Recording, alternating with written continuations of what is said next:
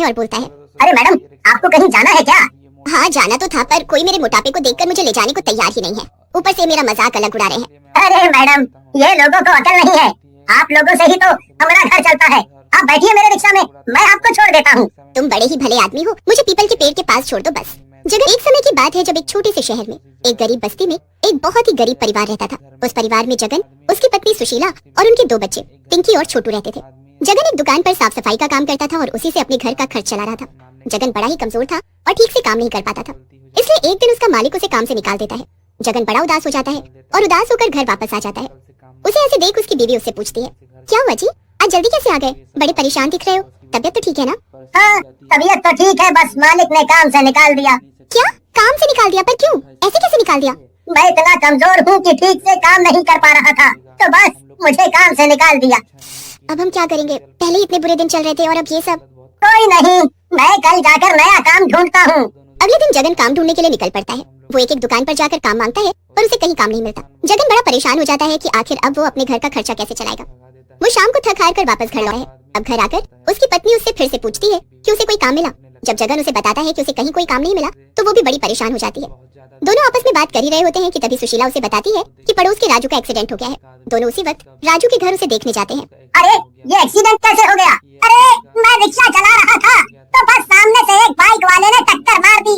मैं सीधा खंबे में जाकर टकराया और वहीं गिर पड़ा। पैर फ्रैक्चर आया है और डॉक्टर ने बोला है 6 महीने तक आराम करो। ओह, ये तो बहुत बुरा हुआ। अब तुम क्या करोगे? अरे मैं अकेला रहने वाला आदमी, मैं अपने गांव चला जाऊंगा। वहाँ अपनी जमीन है और सब हिसाब किताब बढ़िया है। अब मैं यहाँ वापस नहीं आऊंगा। अच्छा, तो ये तो अच्छी बात है। तुम वहाँ अपना ध्यान रखना। हाँ बिल्कुल। और तुम एक बात बताओ, तुम्हें तुम्हारे मालिक ने नौकरी से निकाल दिया? मुझे आप ही बता रही थी सुबह। हाँ भाई, क्या करूँ समझ नहीं आ रहा। बहुत काम ढूंढा पर कहीं मिल ही नहीं रहा। तो एक काम करो ना भाई, मैं तो यहाँ से जा ही रहा हूँ, तो तुम मेरा रिक्शा रख लो। देखो आज थोड़ा टूट फूट गया है तो इसे ठीक करवा लेना।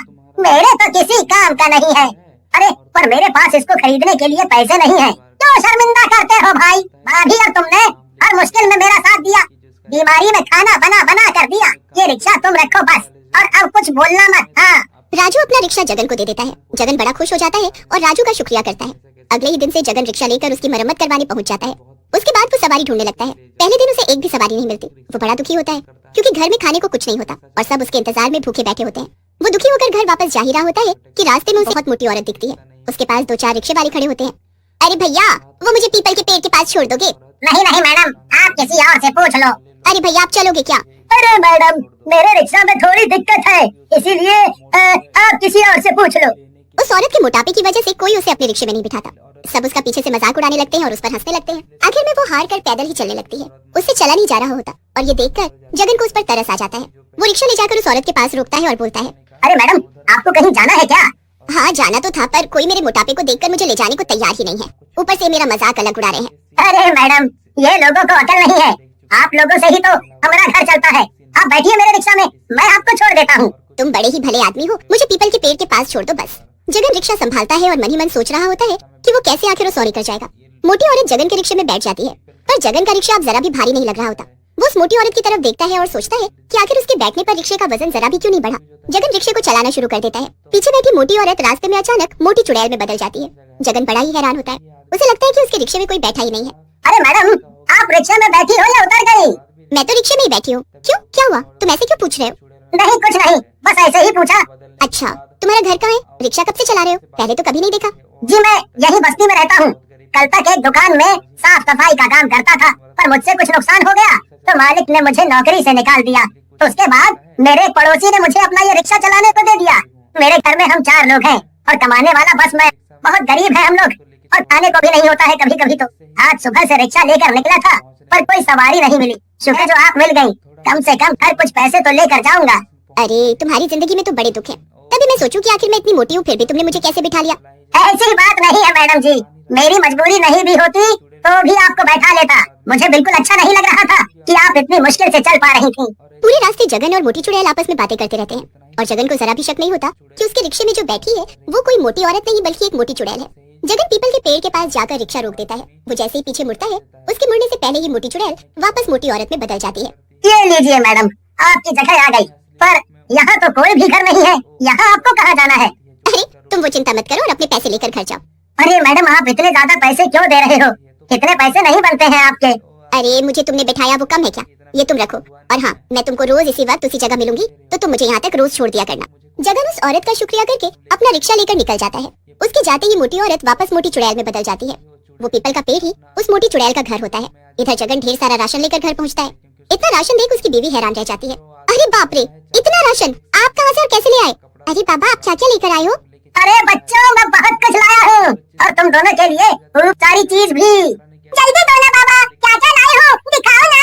अरे अरे सबर करो और मुझे बाबा से बात करने दो। अजय ये बताओ, आप इतना राशन कैसे ले आए? अरे बस पूछो मत, आज पूरा दिन एक सवारी नहीं मिली मुझे। पर जब दुखी होकर मैं घर वापस आ रहा था तो देखा एक बहुत मोटी औरत रिक्शा ढूंढ रही थी। कोई भी उसको देखकर रिक्शे में बैठाने को तैयार ही नहीं था। बेचारी से चला भी नहीं जा रहा था। मुझसे तो उसकी ये हालत देखी नहीं जा रही थी, तो मैंने उसे अपने रिक्शा में बैठा लिया। पहले तो मैं डरा हुआ था कि आखिर मैं रिक्शा चलाऊंगा कैसे, क्योंकि मैं तो पहले ही इतना कमजोर सा हूँ। पर अजीब बात ये हुई कि उसके बैठने से रिक्शे में कोई वजन ही नहीं पड़ा। अरे ऐसा कैसे हो सकता है? पता नहीं, मुझे समझ ही नहीं आया। और वो औरत पीपल के पेड़ के पास उतर गई। वहाँ तो कोई घर भी नहीं है। और हाँ, जाते जाते वो मुझे इतने सारे पैसे दे गई। बोल रही थी कि रोज मुझे वो उसी जगह मिलेगी और रोज उसी पीपल के पेड़ के पास छोड़ना है। क्या बोलूं, समझ ही नहीं आ रहा। बड़ी अजीब औरत है, पर जो भी है बड़ी भली औरत थी। अब अगले दिन जगन फिर से रिक्शा लेकर निकल पड़ता है कि तभी उसे फिर से वो मोटी औरत दिख जाती है। अरे रुको, ये तो कल वाली औरत है। जगन उस मोटी औरत को देखकर रिक्शा रोक लेता है। मैं कब से रिक्शा ढूंढ रही थी, अच्छा हुआ तुम मिल गए। चलो अब जल्दी से मुझे उसी पीपल के पेड़ के पास छोड़ दो। मोटी औरत जगन के रिक्शे में चढ़कर बैठ जाती है। इस बार भी जगन को रिक्शा कुछ हल्का महसूस होता है। जगन रिक्शा चलाता रहता है और वो मोटी औरत पीछे बैठे हुए कब मोटी चुड़ैल में बदल जाती है उसे पता भी नहीं चलता। पूरे रास्ते वो जगन से बातें करते हुए अपने पीपल के पेड़ के पास पहुंच जाती है और उतरने से पहले अपना भेष बदल लेती है। जाते जाते वो फिर जगन को ढेर सारे पैसे देती है। अब रोज जगन के साथ ऐसा ही होने लगता है। वो मोटी चुड़ैल भेष बदलकर रोज उसे मिलती और रोज उसी पेड़ के पास जाती। एक रात जगन उस औरत को पेड़ के पास छोड़कर वापस आ रहा होता है तो देखता है कि उसके सामान की थैली गायब है। अरे मेरी थैली कहाँ गई? लगता है वो औरत जब उतरी थी तो वहीं गिर गई। मैं अभी वापस जाकर देखता हूँ। जगन जल्दी से वापस जाकर देखता है, पर दूर से ही जो नजारा उसे देखने को मिलता है उसके तो हाथ पैर ही कांपने लगते हैं। ये मैं क्या देख रहा हूँ? क्या ये सच है या मेरा वहम? जगन जल्दी से अपना रिक्शा लेकर निकल जाता है। अजय क्या हुआ, ऐसे क्यों हाफ रहे हो जैसे कहीं भूत देख लिया हो?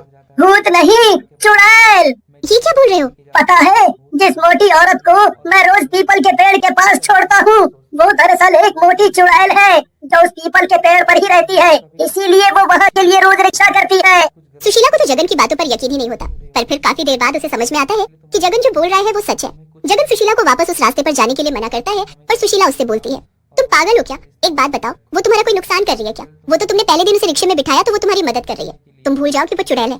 जैसे रोज जाते हो वैसे ही जाया करो और उसे रोज उसके पीपल के पेड़ के पास छोड़ दिया करो। तुम्हारी तो बस की भी नहीं रिक्शा चलाना, तो सोचो क्या ही करोगे। हाँ, बोल तो तुम सही रही हो। जगन फिर रोज उस मोटी चुड़ैल को उसके पीपल के पेड़ के पास छोड़ देता था और उसकी वजह से जगन के घर का खर्चा अच्छे से चलता रहता।